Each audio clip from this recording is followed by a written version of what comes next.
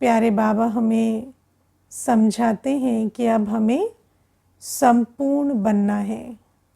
क्यों? क्योंकि अब घर जाना है और नई दुनिया में जाना है। अच्छा, बाबा हमें पूछते हैं तुम्हें घर जाना है या नहीं जाना है? तुम्हें नई दुनिया में आना है कि नहीं आना है? नहीं, अब जाना ही है, आना ही है है ना। अब समय ऐसा है कि जाने का समय हुआ है। बाबा हमें 3 चीज़ों का मुख्य ज्ञान देते हैं, आत्मा का, बाबा का और ड्रामा का। और ये 3 मुख्य बिंदु हैं ज्ञान के, है ना। तो आत्मा का ज्ञान समझने से क्या होता है, आत्म अभिमानी स्थिति में हम स्थित होते हैं। आज बाबा ने बहुत अच्छी बात कही कि आत्म अभिमानी स्थिति में विकार तंग नहीं करते, देह अभिमान में विकार तंग करते हैं, है ना। ऐसा क्यों?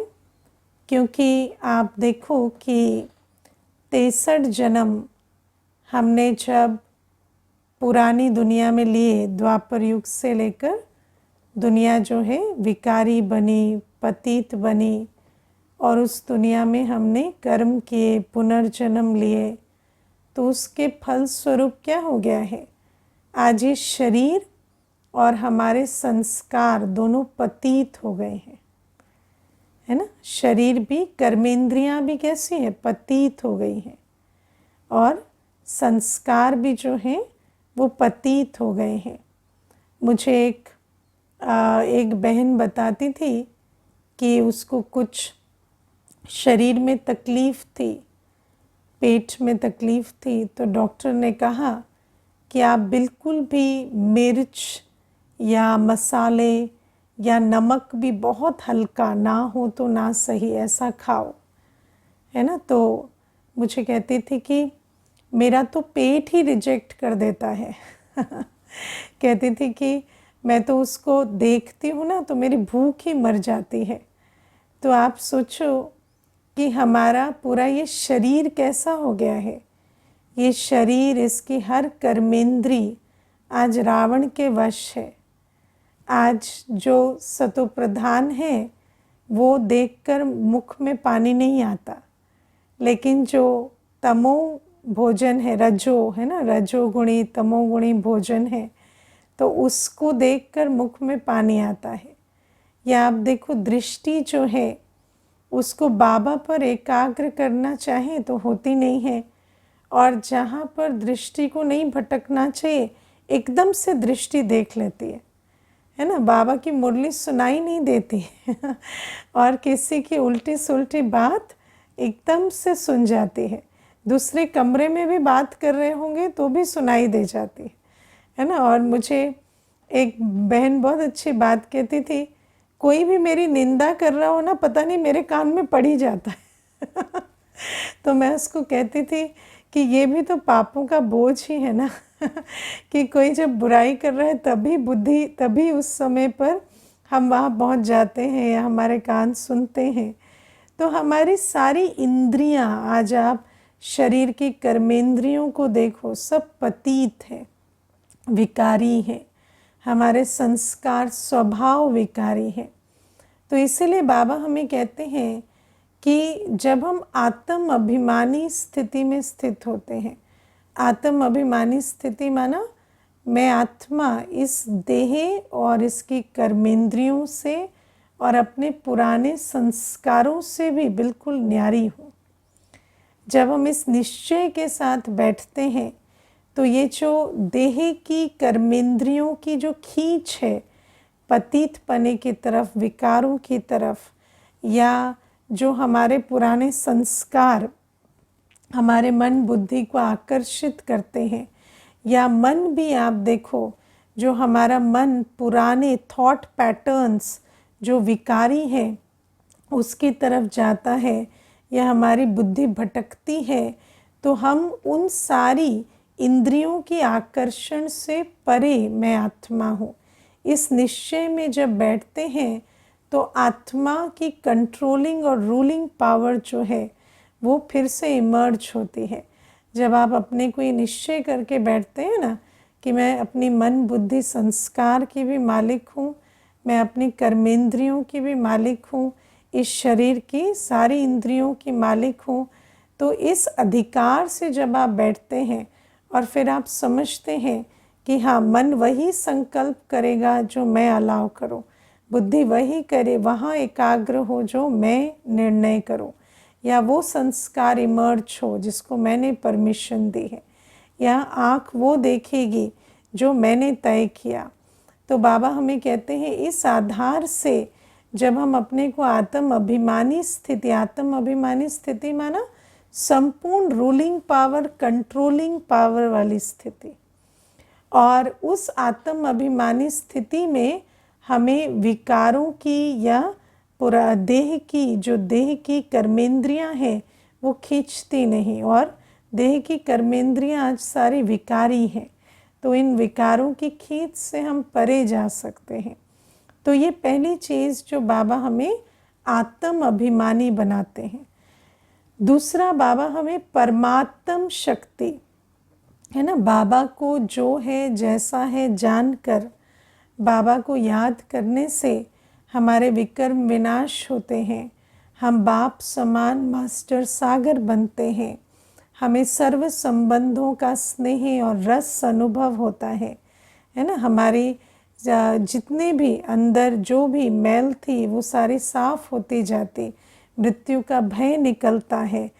तो बाबा कहते ये जो परमात्म अभिमानी स्थिति से या बाबा की याद से जो शक्ति मिलती है वो अलग।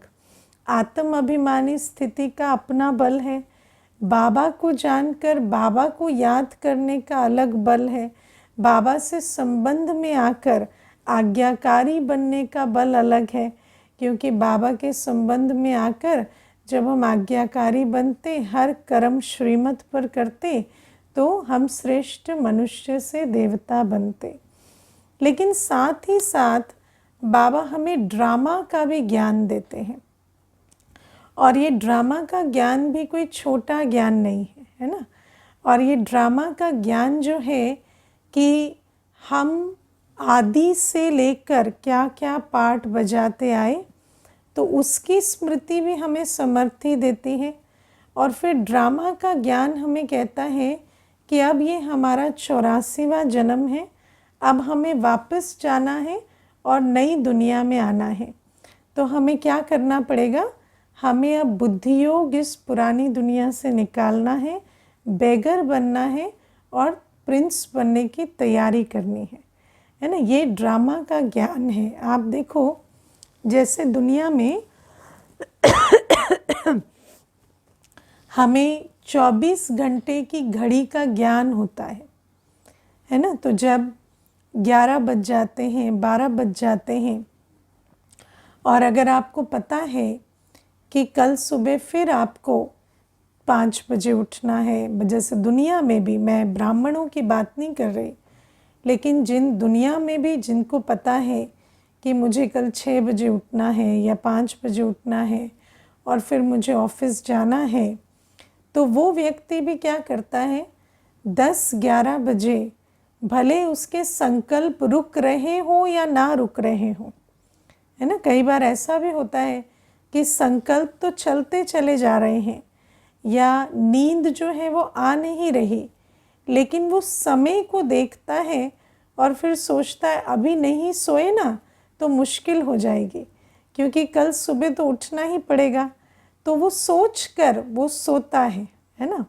मुझे एक बार, अभी देखो, एक बहन आई थी सेंटर पर, नया कोर्स करने आई थी, तो मुझे कहती कि मुझे जल्दी नींद नहीं आती है ना। तो मैंने कहा कि कितने बजे आती है नींद, तो कहती है कि मैं 2 बजे रात को सोती हूँ। तो मैंने उसको कहा आपका ऑफिस आवर्स क्या है, ऑफिस में काम करती थी, तो कहती मैं अगर 11 बजे पहुँचूँ ऑफिस में तो चलता है। तो मैंने कहा इसीलिए तो आपको 2 बजे नींद आ रही है ना। अगर आपका ऑफिस ऐसा हो जो 7 बजे आपको पहुंचना ही है, तो आप थोड़ी ऐसे कहेंगे कि मुझे नींद नहीं आती, फिर क्या 2 बजे सो के रोज़ 7 बजे पहुँचेंगे क्या? नहीं पहुँचेंगे। तो ये मत कहिए कि मुझे नींद आती नहीं है, ये कहिए कि मेरा ऑफिस 11 बजे है तो मैं 2 बजे तक सोने का निर्णय लेती हूँ। तो वो बोली नहीं नहीं, ये मेरा डिसीशन नहीं है, मुझे आती ही नहीं है। फिर उसको बहुत समझाना पड़ा कि वास्तव में ऐसा नहीं है कि आपको नींद नहीं आती। अब 2 बजे के बाद कैसे सोते हो? यही सोचते हो ना, अब उठना है 10 बजे या जो भी 11 बजे ऑफिस पहुंचना होता है, तो 10 बजे उठती होगी, 9:30 बजे उठती होगी, तो यही सोचती है कि अब तो सोना ही पड़ेगा, नहीं तो सारे दिन ऑफिस में बैठेंगे कैसे। तो आप देखो कि मनुष्य आत्मा को अपनी जो दिन रात की ये जो घड़ी है उसका ज्ञान कितना अच्छा बुद्धि में बैठा हुआ है ना। सारी बात तो बुद्धि की है, और जैसा बुद्धि में बैठा हुआ है उस आधार से वो अपना कर्म करने लगती है। आप देखना, आपका ऑफिस अगर 5 बजे ख़त्म होता है तो 4 से 5 बजे तक अगर आपका कोई काम पेंडिंग है तो स्पीड बहुत बढ़ जाती है ना, और सोचेंगे एकदम से ख़त्म करके चले जाएं। मालूम है कि अभी पैकअप करना है, तो जितना भी रहा हुआ काम है जो सारे दिन में नहीं हुआ वो 4 से 5 के बीच में हो जाता है, क्योंकि आपको पता है कि अब निकलना है। तो समय जो है वो बहुत इम्पॉर्टेंट फैक्टर है हमारी बुद्धि के निर्णय शक्ति, परख शक्ति को जैसे समय निर्धारित करता है। तो बाबा कहते हैं मैं तुम्हें समय का ज्ञान देता हूँ, ड्रामा का ज्ञान देता हूँ कि अब तुम्हारा ये 84वां जन्म भी आकर अंत पे पहुँचा है, और अब तुम्हें क्या करना है, तुम चाहो ना चाहो तुम्हें अब वापस जाना है और तुम्हें नई दुनिया में आना है। तो बाबा इसीलिए हमें समझाते हैं कि अब हमें, क्योंकि हमें वापस जाना है, घर जाना है, नई दुनिया में आना है, तो अब हमें पावन बनना ही है। और पावन बनने के लिए, संपूर्ण बनने के लिए बाबा कहते अब तुम अपना बुद्धि योग इस पतित दुनिया से पहले निकालो, है ना। वैराग्य जो है वो जगाओ और अपना बुद्धि योग इस पुरानी देह के संबंधों से और इस दुनिया के धन पदार्थ आदि से सबसे बुद्धि योग निकालो और पवित्रता के सागर बाप को याद करो और श्रीमत पर चलो और पावन बनो। तो जब तक ये ज्ञान बुद्धि में नहीं बैठता, किस किस को ऐसा अनुभव होता है कि हाँ ये 84वां जन्म है और इसके बाद अब जाना है, या भी लगता है पता नहीं बाबा तो ऐसे ही कहता रहता है दुनिया तो अभी बहुत चलेगी।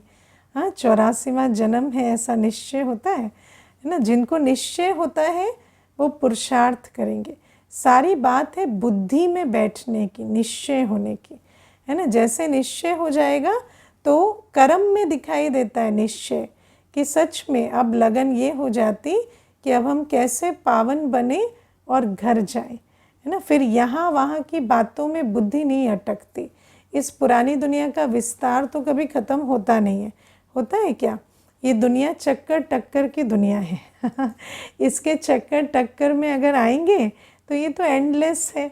तो बाबा कहते हैं इस देह के संबंधों और इस पुरानी दुनिया के धन पदार्थ आदि के चक्कर टक्कर में नहीं रहना है। हाँ देह को भी संभालना है, संबंध भी निभाने हैं, लेकिन क्या, क्यों, किसी चीज़ को ऐसा होना चाहिए, ऐसा ही हो, उस चक्कर में हमें नहीं रहना है।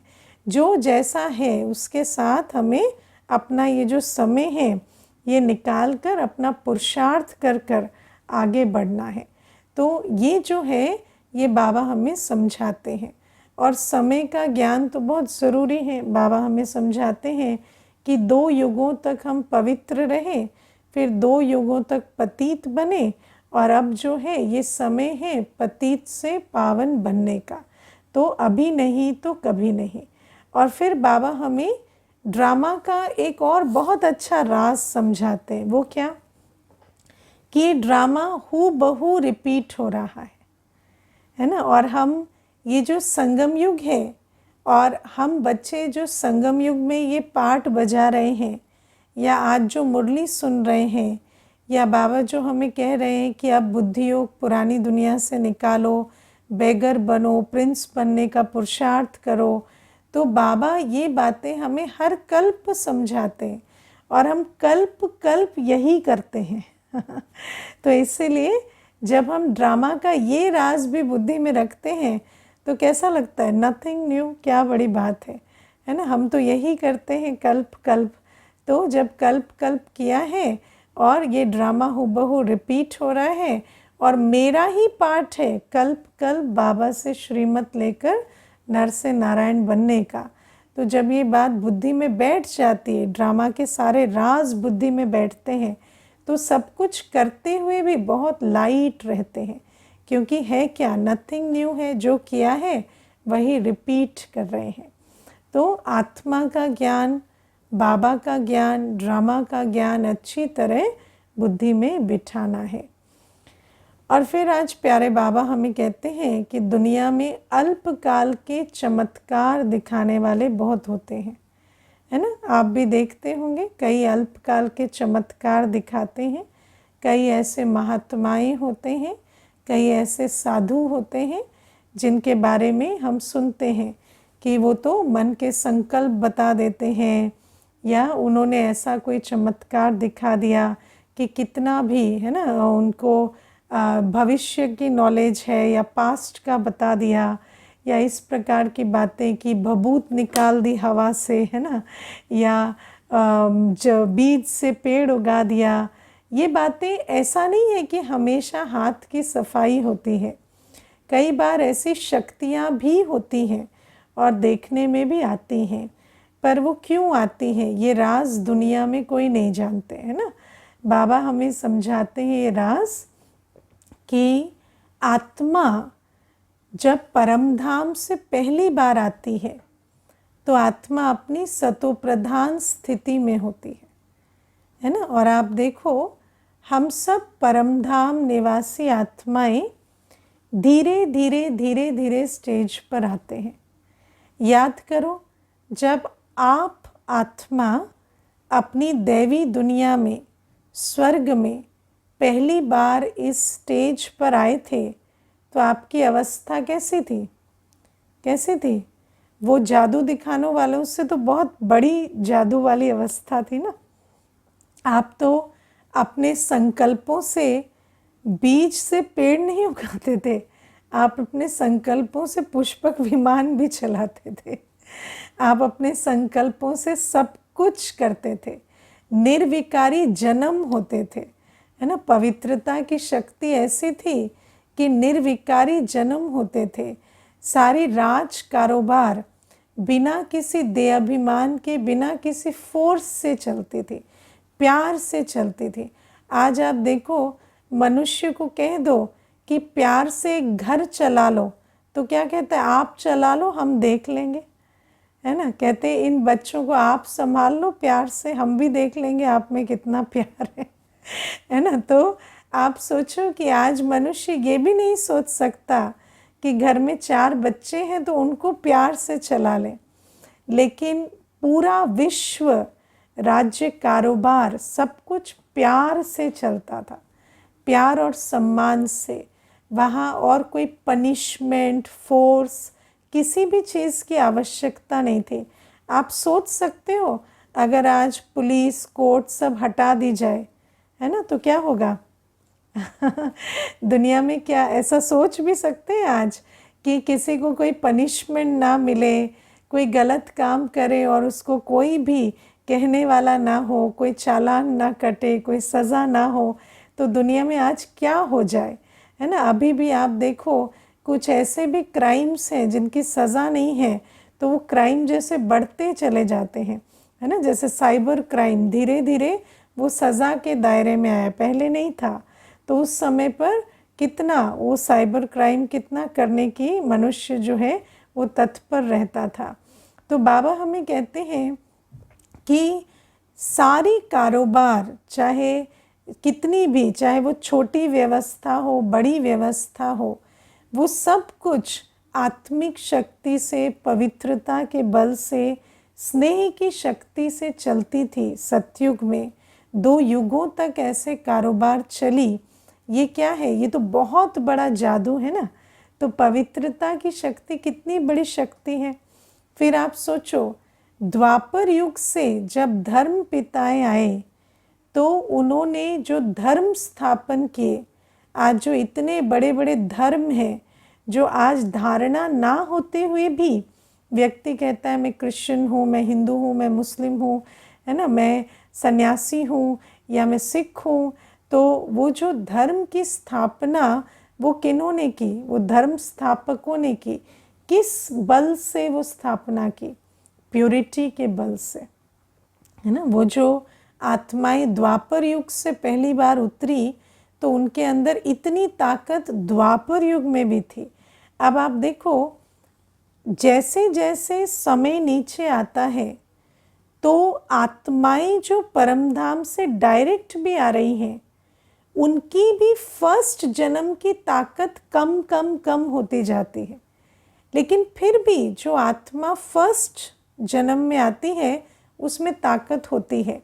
लेकिन अगर आप जो आत्मा सतयुग में पहले जन्म में आती है उसको कंपेयर करें द्वापर युग में जब पहले जन्म में आते हैं तो उससे तो देखेंगे कि द्वापर युग में धर्म स्थापन करते हैं, राज्य स्थापन नहीं कर पाते, है ना। या सतयुग में तो जो आत्माएं पहले जन्म में आई वो धर्म सत्ता राज सत्ता दोनों की मालिक होती हैं। और फिर जैसे जैसे समय आगे बढ़ता है तो पुनर्जन्म लेते लेते बाकी आत्माएं तो नीचे आ ही रही हैं, लेकिन रोज नई आत्माएं भी परमधाम से आती हैं, है ना। और उन्हीं में से कुछ ऐसी नई आत्माएं आज भी देखने में आती हैं जो अपनी जादू के लिए जैसे मशहूर हो जाते हैं, है ना। आजकल भी आप अगर नज़र दौड़ाएंगे तो ऐसे बहुत साधु महात्मा दिखेंगे, ऐसे बहुत साधु महात्मा के वेश के बिना भी ऐसे दिखेंगे, है ना। ऐसी आत्माएं हैं जो बहुत चमत्कारी शक्ति दिखाते हैं। और आजकल तो माइंड रीडिंग एक बहुत चमत्कारी शक्ति के रूप में करते हैं, है ना, कि आप अपने मन में कुछ सोच रहे हैं और वो बता देंगे कि आप क्या सोच रहे हैं, या आपने जो संकल्प रचा वो बता देंगे, या आपके अतीत की कोई बात बता देंगे, या प्रकृति में कोई जादू करके दिखाएंगे, है ना। तो बाबा हमें कहते हैं ये जो चमत्कार है ये क्यों दिखता है? क्योंकि आत्मा नई है और पवित्रता की शक्ति उसमें है। और जब पवित्रता की शक्ति होती है तो उसमें ताकत भी होती है, आकर्षण भी होती है। लेकिन बाबा हमें बहुत अच्छी एक बात समझाते हैं कि ये जो शक्ति है ना पवित्रता की, ये बहुत अल्पकाल की होती है अंत में। क्यों?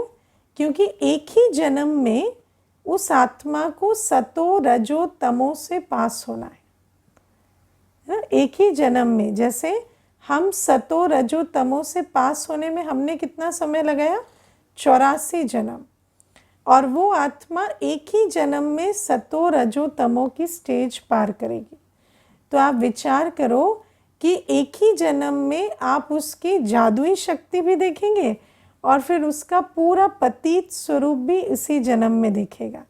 आपने देखा है किसी को आज पुरानी दुनिया में जो 30, 40, 50 वर्ष तक ऐसे मिरेकल्स करते हो? नहीं होता। थोड़े समय के लिए वो शक्ति दिखती है, बहुत पॉपुलर होते हैं, फिर एकदम गुम। उसके बाद वो ताकत दिखाई नहीं देती, क्योंकि एक ही जन्म में उस आत्मा को सतो रजो तमो से पार करना है। तो वो जो शक्ति है या वो जो चमत्कार है वो थोड़े ही समय करते हैं। और मुझे याद है एक बार एक साधु जो थे, उनकी पहले तो बहुत पॉपुलैरिटी थी, नाम नहीं लूँगी, लेकिन बहुत पॉपुलर थे। और उसके बाद लास्ट में जेल हुई, है ना। तो बुढ़ापे में आकर जेल हुई। तो क्या हुआ कि ऑफिस में मेरी एक कुलीग थी, वो उनकी फॉलोअर थी, है ना। तो जब वो उनकी फॉलोअर थी तो जैसे उनकी ये नाम खराब हुआ और जेल आदि की बातें हुई, तो आपको पता है लोग तो पीछे पड़ जाते हैं ना। तो आसपास के लोगों ने उस माता को जो है वो बहुत बातें सुनानी शुरू कर दी कि देखो तुम्हारा गुरु तो ऐसा है, ऐसा है, ऐसा है। तो वैसे तो मेरी उससे ज़्यादा बात नहीं होती थी, लेकिन जब वो बहुत परेशान हुई तो पता नहीं उसको क्या मन में आया, वो आई और बहुत रोई और मुझे बोली कि मुझे नहीं पता मेरे गुरु ने क्या किया, या मुझे तो अभी भी विश्वास है, लेकिन फिर इतनी सारी न्यूज़ आ रही है तो ठीक है, वो भी उनका भी कुछ तथ्य होगा, लेकिन मैं आपको बताऊं मैंने बहुत अच्छे अच्छे अनुभव किए थे। जब मैं शुरू शुरू में गई उनके पास तो बहुत सारे चमत्कार मैंने देखे थे और मुझे बिल्कुल समझ में नहीं आ रहा ये कैसे हो सकता है कि वही गुरु आज जेल कैसे हो सकती है उसको, या तो वो अच्छे थे या नहीं थे, लेकिन जो हमने पहले सम्मुख देखा वो झूठला तो नहीं सकते ना, उनके अंदर शक्ति तो थी, जादू तो करते थे। तो जब उसने ये बातें कही तो मैंने उसको कहा कोर्स करोगी 7 दिन का मैं आपको समझाऊंगी कि ये कैसे होता है। तो कहती हाँ ठीक है। तो फिर धीरे धीरे उसको समझाया सारी बात कि कैसे नई आत्मा होती है, शक्ति आती है, फिर वो आत्मा जो है एक ही जन्म में सतो रजो तमो से पार करती है। फिर मैंने उनको कहा देखो ये सारी बातें दुनिया नहीं समझ सकती, पर जैसे मैंने आपको समझाया ऐसे आप समझो, और जो भी हमें ये जो बातें कर रहे हैं ना ये सब अज्ञानी है, अगर आप इनमें से किसी को भी समझा सके कि शरीर नहीं आत्मा को देखो, और आत्मा की जो यात्रा है उसको समझने से सारे क्या क्यों ख़त्म हो जाते हैं, तो वो पुरुषार्थ करेंगे तो शायद ये जो बातें आप सुन रहे हैं कल कोई और ऐसा होगा तो उनके फॉलोअर नहीं सुनेंगे है ना। तो उस टाइम पे ये बात हुई थी। तो ये बात मैं आपको क्यों सुना रही हूँ, क्योंकि एक ही जन्म में सतो रजो तमो तीनों की स्टेज देखने में आती है, और बाबा हमें ये बात आज समझाते हैं कि वो तो अल्पकाल की शक्ति होगी, ऐसा नहीं हो सकता कि अंत में आत्मा आए और पूरे एक जन्म वो चमत्कारी शक्ति वो दिखाए। और फिर इसमें एक बात और समझनी है हमें कि दुनिया में जिसको चमत्कार समझते हैं ना, चमत्कार का कॉन्सेप्ट ही बहुत विकृत है ना। क्योंकि आप देखो कोई आपको आपके मन की बात बता रहा है, वो मन की बात तो आपको खुद पता है ना अगर वो कुछ ऐसा बता रहा है जो आपको पता नहीं तो आप उसे चमत्कार मानते ही नहीं, है ना। तो आपको वो जो बात बता रहा है वो आपको खुद पता है, तो उस बात को जानने से आपका क्या फ़ायदा हुआ? कुछ फ़ायदा हुआ? जो बात आप सोच रहे हैं वो आपको बता दिए कि आप ये सोच रहे हैं, उससे आपका क्या लाभ हुआ? कुछ नहीं। किसी ने आपका पास्ट बता दिया, आपका पास्ट तो आपको पता है ना तो वो पास्ट बताने से क्या फ़ायदा हुआ? ठीक है। किसी ने आपका फ्यूचर बताया, अब फ्यूचर तो पता नहीं ना आपको क्या है, तो आपको कैसे पता चला वो राइट बता रहे हैं या नहीं बता रहे हैं?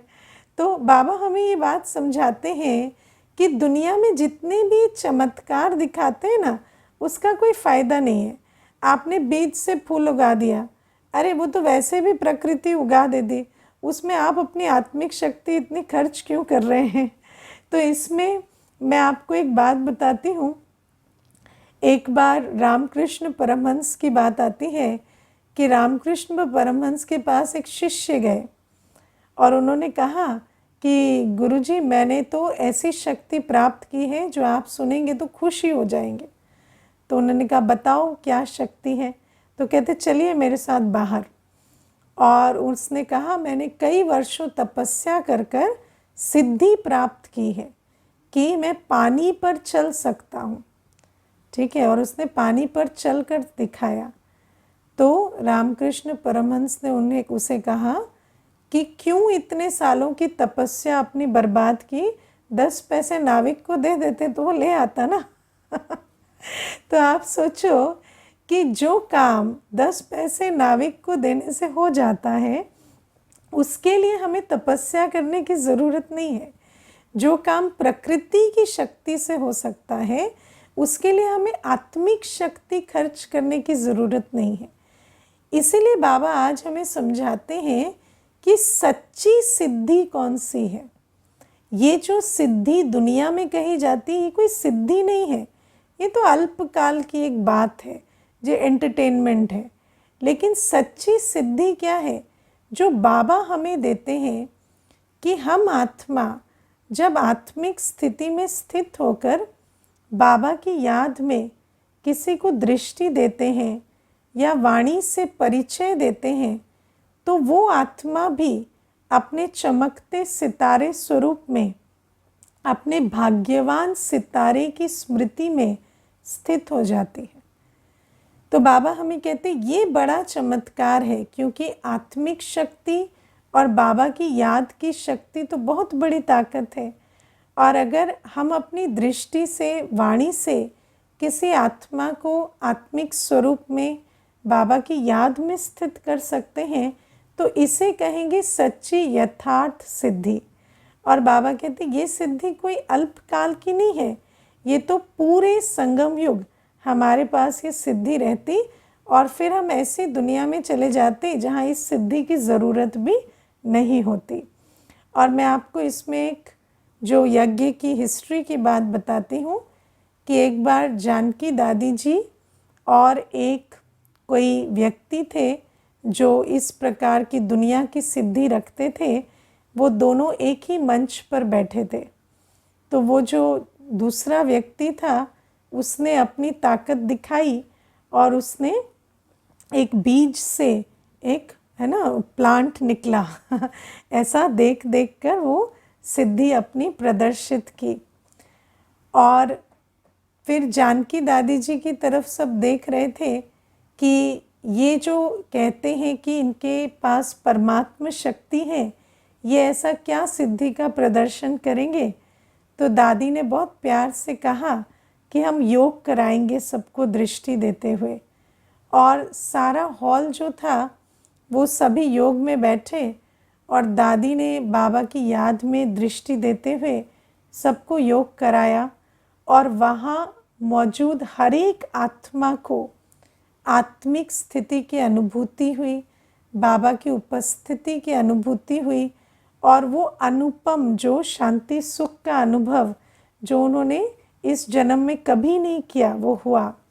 तो आप सोचो कि बाबा हमें कहते हैं कि दुनिया की जो अल्पकाल की सिद्धि है, उससे बहुत ऊंची और बहुत अविनाशी सिद्धि बाबा हम बच्चों को देते हैं। ठीक है, तो इस सिद्धि के नशे में रहना और अल्पकाल की सिद्धि को देख के आकर्षित नहीं होना, है ना। मुझे एक बार एक कोई आए थे, बहुत फ़नी बात है, तो वो मुझे कहते हैं कि आप लोगों के अंदर अगर शक्ति है तो आप ये पढ़कर बताओ कि मैं अपने मन में क्या सोच रहा हूँ, है ना। तो मैंने उसको कहा कि अगर आपके मन के विचार इतने इंटरेस्टिंग होते तो आप सारे दिन अपने मन को डिस्ट्रैक्ट करने की इतनी मेहनत नहीं करते। तो जिस मन के विचार इतने इंटरेस्टिंग है ही नहीं कि आप उसको डिस्ट्रैक्ट करने के लिए, अपने आप को डिस्ट्रैक्ट करने के लिए इतनी मेहनत करते हो, इतने सब्सक्रिप्शन ले रखे हैं, इतनी सारे दिन भटकते हो, उस मन को पढ़ने में मुझे कोई रुचि नहीं है। और मैं नहीं समझती कि उस मन को पढ़ना कोई सिद्धि है ना। तो वो कहते हैं हाँ, वैसे बात तो लॉजिकल है। तो आप सोचो कि बाबा हमें सच्ची सिद्धि का भी जैसे अनुभव या समझ देते हैं, क्योंकि दुनिया में तो इन्हीं बातों को बहुत बड़ा बना दिया है और बहुत बड़ा समझते हैं। अच्छा, ओम शांति।